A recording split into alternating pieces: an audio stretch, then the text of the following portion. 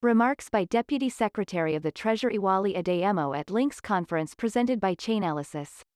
November 4, 2021. As prepared for delivery. Hi everyone, and first let me thank Michael, Gronager, Jonathan, Levin, and Chainalysis for the invitation today. It's a pleasure to be with you. Innovation has always been critical to the growth of the American economy. The Industrial Revolution transformed the United States from agrarian country into the most productive engine of growth the world has ever seen. Edison's invention of the light bulb illuminated the world, and the advent of the personal computer is still revolutionizing the exchange of information, goods, and services today. Our ability to promote and harness innovation has been a key ingredient in our ability to seed new industries, generate new jobs and opportunities, and maintain our global economic leadership and competitiveness. Digital assets are yet another innovation with the potential to be transformative. Today, cryptocurrencies have a notional value of $2.5 trillion. We don't know how this new technology will evolve, but we know that like other innovations, they offer the potential to unlock new opportunities. At the same time, experience has already shown that digital assets create certain risks.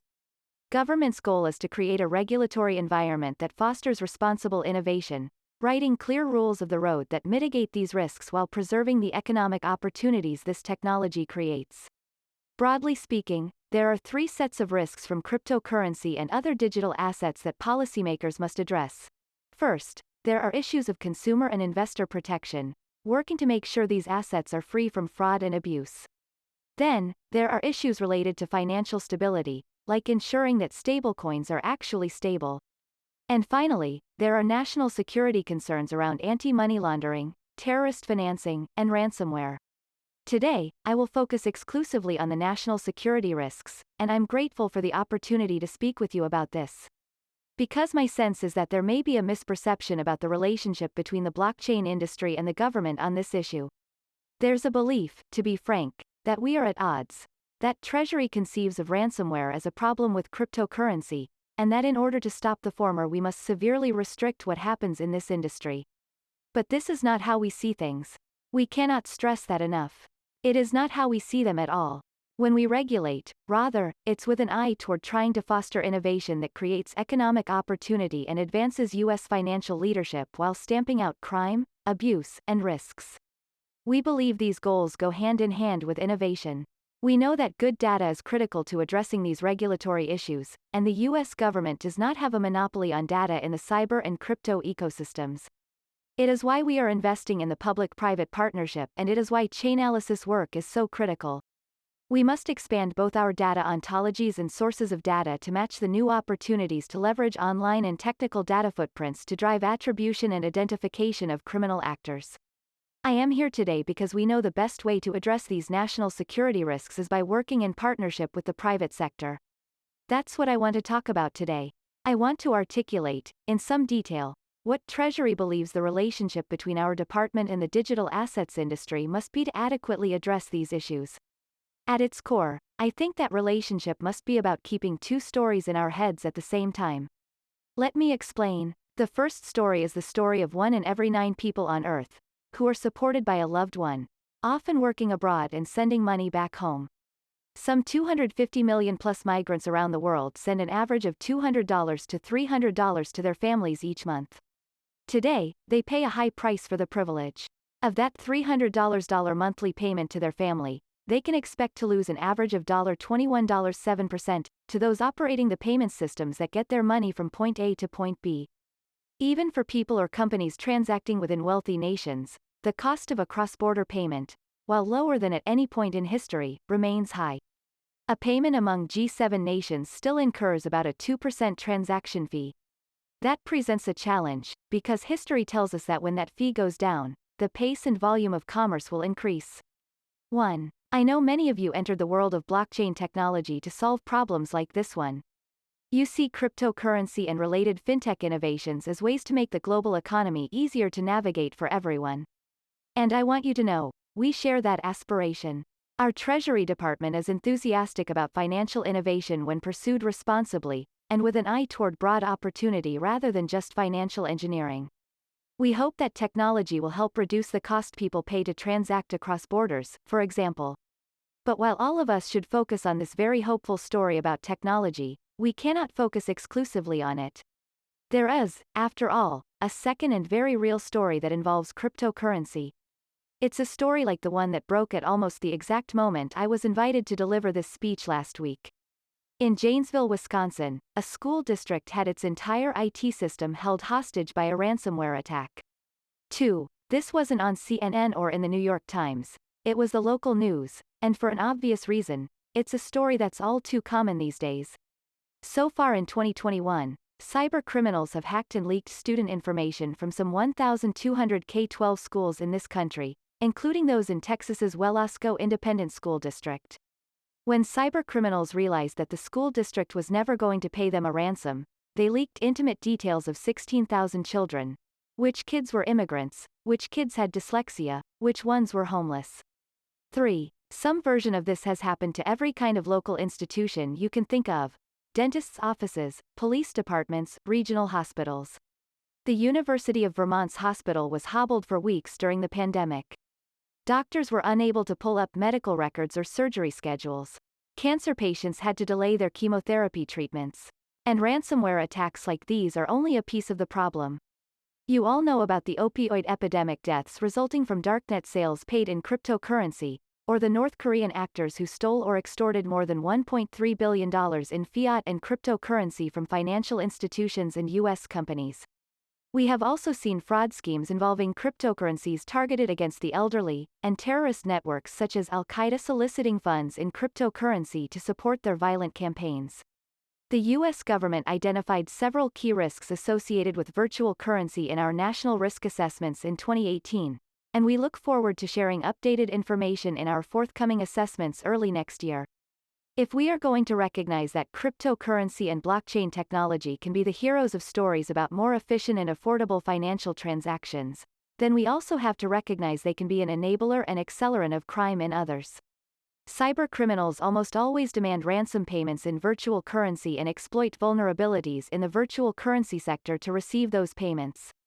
While ransom attacks of course existed before digital assets, it's clear that these assets are a critical part of how ransomware has become such a pervasive threat.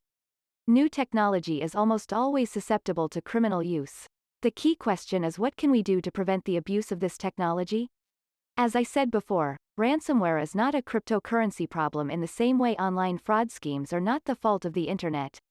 Yes, the ability for criminals to access data online offer additional opportunities for bad actors to steal financial data, just as the unique characteristics of digital assets attract bad actors seeking the rapid, cross-border movement of funds outside of the traditional financial sector. But that is not a reason to get rid of online banking or cryptocurrencies.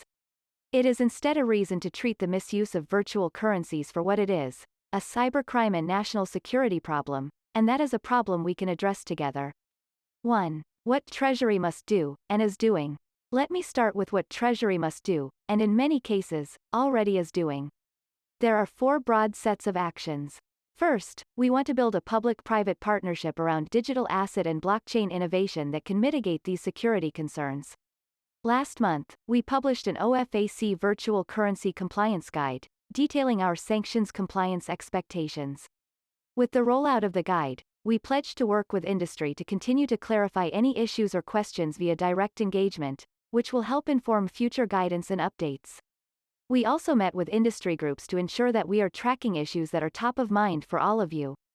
This engagement is not a one-time meeting, it is the first step of a sustained strategy aimed at supporting one another, and what I expect will be a continued collaboration. The second measure is better, faster data sharing. Treasury recently released the first Bank Secrecy Act report on ransomware trends to provide industry a snapshot of the suspicious activity reporting FinCEN received during the first half of 2021. But we know that information can only flow in one direction, and we pledge to create a feedback loop. This way, the data you provide can be leveraged to inform your risk assessments and compliance decisions. The same goes for cyber threat intelligence data. We are working to create real-time data flows that will protect against future cyber attacks. The third piece is using targeted sanctions designations not simply to hold bad actors responsible, but also to shine a light on the parts of the virtual currency ecosystem home to illicit activity, and to make it clear what Treasury sees as a threat. Right now, mixing services, darknet markets, and nested exchanges used to launder or cash out illicit funds are at the top of our list of concerns. The fourth piece is supporting international organizations as they set standards for digital assets. Many nations haven't implemented AML or CFT standards yet for this technology, and these gaps are a real opportunity for bad actors. That's why Treasury is working with the Financial Action Task Force, which just issued updated virtual currency guidance last week. The goal is to help countries in the private sector interpret and effectively implement the task force's standards. We're also working with the G7 Cyber Expert Group and bilaterally with a number of countries on this issue. 3. What the private sector must do. But we cannot prevent bad actors from misusing this technology alone. The private sector has an important responsibility here, too. There are two messages that I want to stress, and the first is that compliance cannot wait. It is not something companies can put off until they scale or reach some corporate milestone. It is not something they can dismiss simply by telling us it would be too hard to comply. It must be present at the product launch and built into the fundamental architecture of your companies. I stress this point because I've seen what happens when it isn't the case. We have uncovered a litany of examples where young virtual currency service providers have prioritized growth over compliance. They scale up, they transact worldwide, and by the time they focus on compliance, it's too late. They've discovered that they've already facilitated payments to sanctioned actors. They're on the other side of the law, and it could have been avoided. My second message is, don't wait for Treasury to act. Police your own platforms first for compliance, and police them to the full extent possible. We want you to engage with us too, to tell us when you see suspicious information, and what trends you're noticing. In September, when Treasury sanctioned the SUEX exchange, it wasn't because the industry had taken no action against the entity. In fact, some industry members had frozen a few accounts. But it was a token effort. Roughly 40% of their transaction history could be traced to illicit actors. We hope that the SUEX action demonstrated that OFAC requirements apply to the virtual currency industry the same way they do to traditional banks, and we will enforce them, although we'd much prefer not to have to. We'd prefer the industry did it itself. I'm sure that's the preference for everybody, public and private sector alike. It certainly should be. After all, the companies who invest in AML, CFT compliance will have a competitive advantage because the standards are universal. And those investments will be good for the industry at large.